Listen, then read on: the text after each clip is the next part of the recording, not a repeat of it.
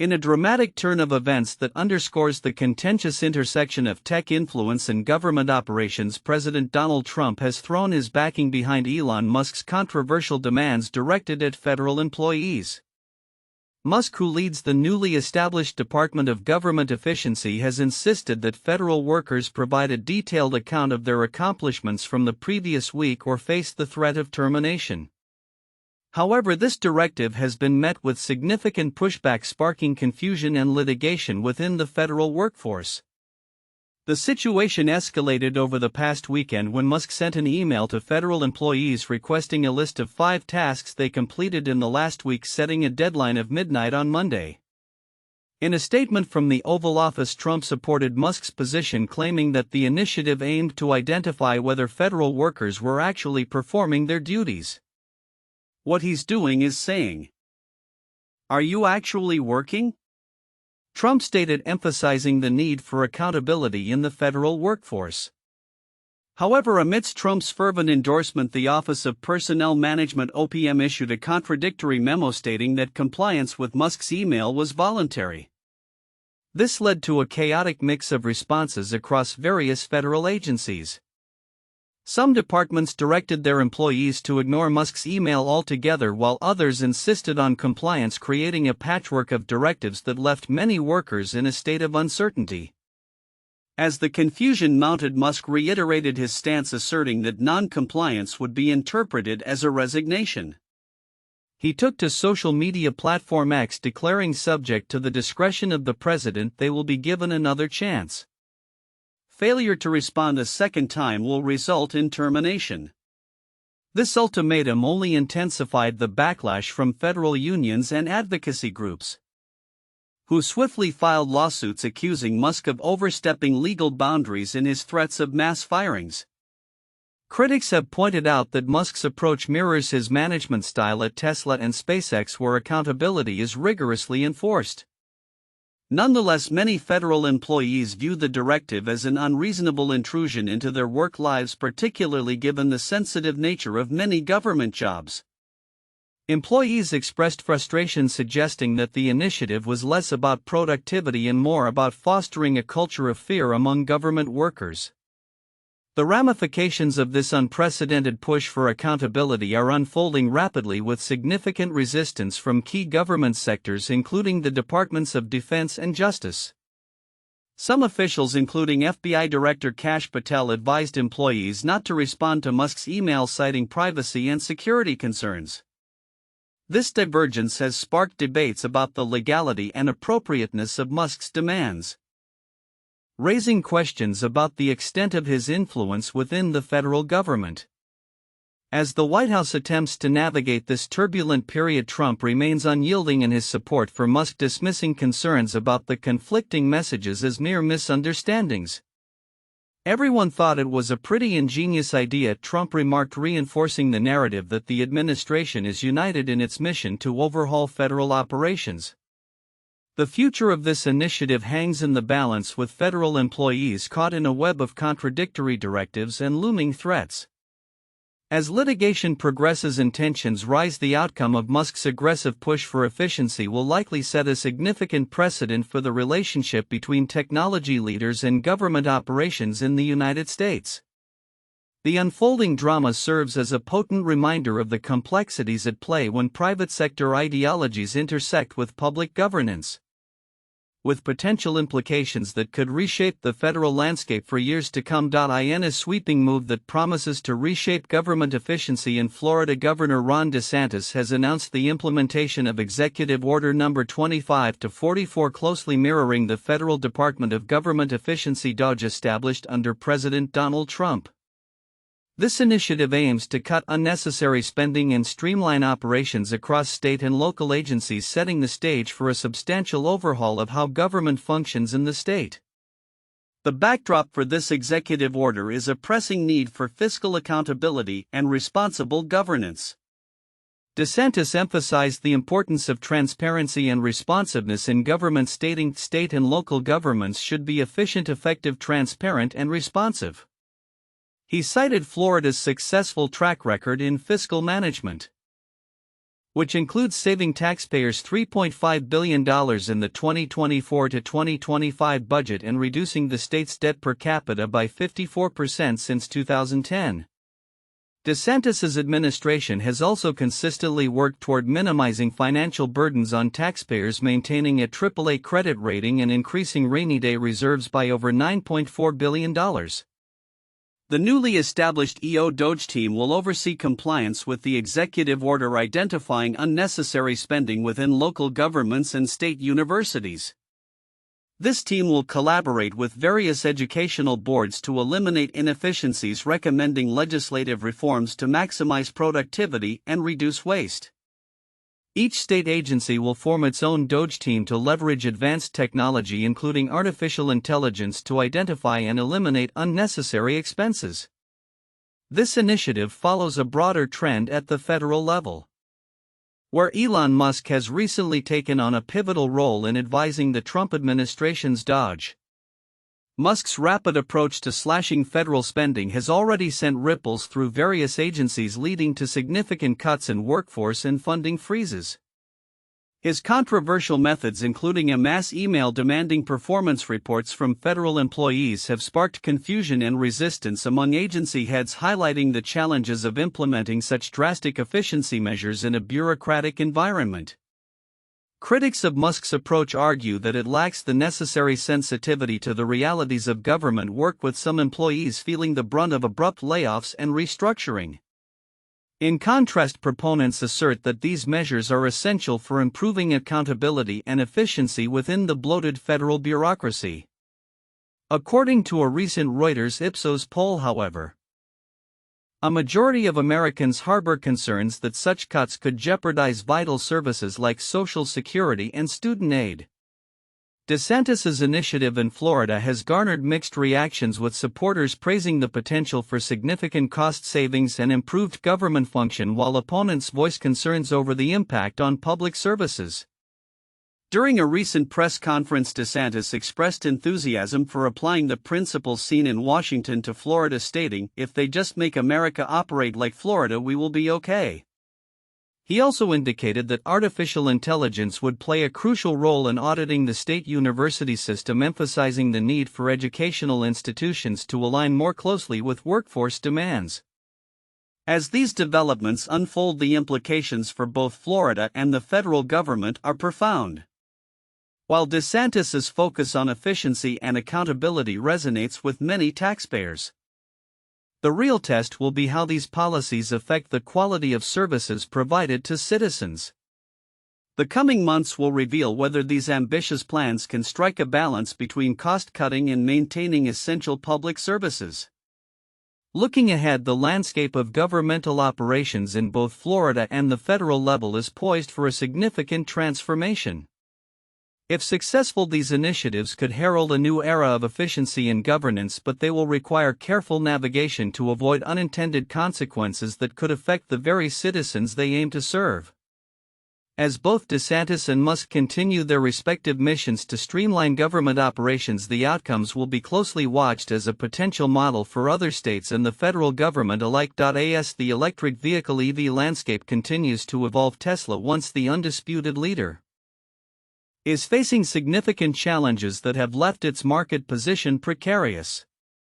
Recent reports indicate a sharp decline in Tesla's sales in Europe, which have dropped over 45% in January 2025 compared to the previous year, raising questions about the company's future amidst shifting consumer preferences and political controversies surrounding its CEO Elon Musk. Tesla sold only 9,900 units in Europe last month, marking a decline that is particularly striking given that the overall market for battery electric vehicles surged by 37%, with European consumers purchasing a total of 166,000 battery EVs. This downturn has caused Tesla's market share to plummet from 1.8% to just 1%. Analysts attribute this decline not only to increasing competition from other automakers but also to Musk's controversial political engagements in Europe, where he recently supported the far-right Alternative for Germany AfD party, prompting backlash across the continent. Musk's labeling of the European Union as undemocratic further alienated potential customers and stakeholders in the region. The current climate for Tesla is compounded by broader market conditions. The European market saw a 2.1% decrease in overall new vehicle registrations during the same month, indicating a challenging environment for all automakers. However, competitors like SAIC Motor, a Chinese state-backed manufacturer, reported a significant increase in sales, highlighting the shifting dynamics in the EV sector. With SAIC's registrations climbing by 37% to 23,000 vehicles, Tesla's once dominant position is increasingly under threat.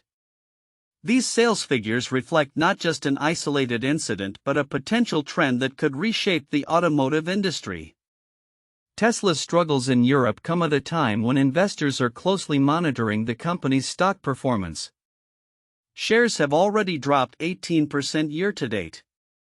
With analysts warning that potential tariffs and the removal of EV incentives could further impact Tesla's bottom line. The company is seen as the weakest performer among the so-called Magnificent Seven tech stocks this year. Technical analysis reveals that Tesla shares have broken below critical support levels, including the 50-day moving average and a key neckline of a head and shoulders pattern indicating bearish momentum. Investors are now keenly watching support levels around $325 and $265, with the latter potentially seen as a buying opportunity should the stock decline further. Conversely, the stock faces resistance near $430. A threshold it must surpass to regain some stability. Elon Musk's dual role as both a visionary leader and a polarizing figure is at the heart of Tesla's current predicament. His ventures into politics have not only sparked controversy but have also seemingly distracted from Tesla's core mission of advancing sustainable transportation. As competitors ramp up their efforts and consumer preferences shift, the path forward for Tesla appears increasingly fraught with challenges. Looking ahead, the unfolding situation indicates that Tesla may need to recalibrate its strategy to regain its footing in the competitive EV market. The company's ability to adapt to changing consumer attitudes, navigate political landscapes, and respond to burgeoning competition will be critical in determining its future success. As the market continues to evolve, stakeholders will be closely watching how Tesla addresses these challenges and whether it can reclaim its status as a leader in the growing arena of electric vehicles. In a significant advancement in lunar exploration, SpaceX is set to launch its Falcon 9 rocket carrying Intuitive Machines IM-2 lunar lander from Kennedy Space Center on February 26, 2025. The mission, part of NASA's Commercial Lunar Payload Services (CLPS) program, aims to demonstrate in situ resource utilization on the Moon's south pole, marking a pivotal step in humanity's quest to establish a sustainable presence beyond Earth. The IM-2 mission will utilize a drill and mass spectrometer to analyze the volatile content of subsurface lunar materials. A critical endeavor that can provide insights into the Moon's geological history and inform future exploration efforts. This mission is not just about landing on the Moon, it's about understanding how we can utilize its resources, said a spokesperson from Intuitive Machines. The launch window is set for 7:02 p.m. to 7:34 p.m. Eastern Standard Time, with the Falcon 9 booster expected to make a controlled landing on a drone ship in the Atlantic Ocean. However, the excitement surrounding the upcoming launch comes amidst recent challenges for SpaceX. Just days prior, the company faced a launch scrub of its Starlink 12-13 mission, which had been rescheduled several times due to unspecified issues. The latest attempt was shifted to February 24, 2025 at 11:26 p.m. No official reason has been provided for the delay. However, the complexity of launching a new Falcon 9 first-stage booster is always a factor, noted a representative from Florida today. In addition to these developments, SpaceX is also preparing for the 8th test flight of its Starship rocket, anticipated for February 28, 2025. This follows the previous test's dramatic conclusion when the vehicle exploded after launch due to a series of mechanical failures. Investigations revealed that a harmonic response during flight led to increased stress on the propulsion system, exacerbating existing vulnerabilities. The most probable root cause was identified as a harmonic response several times stronger in flight than had been seen during testing, SpaceX confirmed in a recent update. To mitigate future risks, the company has implemented hardware fixes including reworked fuel lines and a new fire suppression system. The Federal Aviation Administration (FAA) is currently reviewing the findings before granting approval for the upcoming test flight. "We are committed to ensuring the safety and reliability of our systems," emphasized a SpaceX official. As SpaceX navigates these challenges, the upcoming IM-2 mission remains a beacon of hope in lunar exploration. It represents not only a leap forward for commercial space endeavors but also a vital opportunity to gather data that could pave the way for long-term human habitation on the Moon. With the combination of SpaceX's innovative technology and intuitive machines' ambitious goals, the space community is keenly watching these developments, anticipating the potential for groundbreaking discoveries that could shape the future of space exploration. In summary, while SpaceX continues to address issues from prior missions, the upcoming launch of the Falcon 9 rocket and the IM-2 lunar lander signifies a pivotal moment in the ongoing journey to explore and utilize extraterrestrial resources. The success of these missions could redefine humanity's approach to space, highlighting the importance of collaboration between private companies and government agencies in achieving ambitious exploration goals. As the countdown to launch begins, the aerospace community eagerly awaits the outcomes of these monumental endeavors. Elon Musk has once again sparked controversy, this time by demanding that federal employees summarize their weekly accomplishments or face the risk of termination. This directive, shared publicly on his social media platform X, has sent shockwaves through the federal workforce, already beleaguered by recent layoffs and an uncertain future. The ultimatum, which Musk claims is aligned with directives from former President Donald Trump, has raised significant concerns about the treatment of civil servants and the legality of such demands. On Saturday, Musk took to X to announce that all federal employees would receive an email from the Office of Personnel Management (OPM) requiring them to detail their achievements from the past week.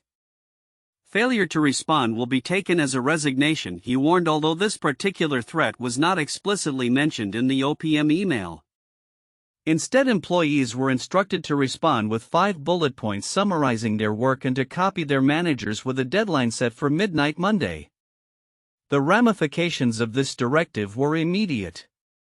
Employees across various agencies, including the FBI and the State Department, reported feeling anxious and confused about how to respond. Some agency leaders advised their staff to hold off on replying, indicating a lack of clarity regarding the legal basis of Musk's demands. "The FBI will conduct reviews in accordance with our procedures," stated Kash Patel, the agency's new director, signaling a bureaucratic pushback against Musk's authority. Musk's actions have drawn sharp criticism from labor unions and civil rights advocates. Everett Kelly, president of the American Federation of Government Employees, characterized the ultimatum as cruel and disrespectful, particularly to veterans who serve in civil roles. He pledged to fight any unlawful terminations that might arise from Musk's directive. Experts in labor law have echoed these sentiments, stating that there is no precedent or legal framework supporting Musk's demands within the civil service system, describing the directive as an attempt to intimidate employees into compliance. The climate in federal agencies has shifted dramatically since Musk's ascension to leadership of the Department of Government Efficiency, a role he assumed under the auspices of the Trump administration. Critics argue that Musk's approach mirrors tactics he employed during his controversial acquisition of Twitter in 2022, where he famously asked then-CEO Parag Agrawal what he had accomplished that week, a question that ultimately contributed to a massive workforce reduction at the social media company. Following the acquisition, Musk slashed Twitter's workforce by approximately 70 to 80%, citing overstaffing and inefficiency. Musk's recent statements on X also reveal his apparent belief that the same methods can successfully streamline federal operations. An email with some bullet points that make any sense at all is acceptable. should take less than 5 minutes to write, he asserted, downplaying the potential stress and repercussions for employees tasked with justifying their work amidst an atmosphere of fear and uncertainty. The backlash from government employees has been palpable, with many expressing their trepidation and indignation through various channels. Some have interpreted Musk's demands as an opportunity for collective defiance, urging civil servants to ignore the directive and continue their work without acquiescing to what they perceive as an overreach of authority. Democratic lawmakers have also voiced support for federal workers, condemning Musk's tactic and calling for solidarity against what they deem an unjustified mandate. As the situation unfolds, federal employees are caught in a precarious position, navigating the pressures of an aggressive efficiency agenda while grappling with the implications for their jobs and roles in public service.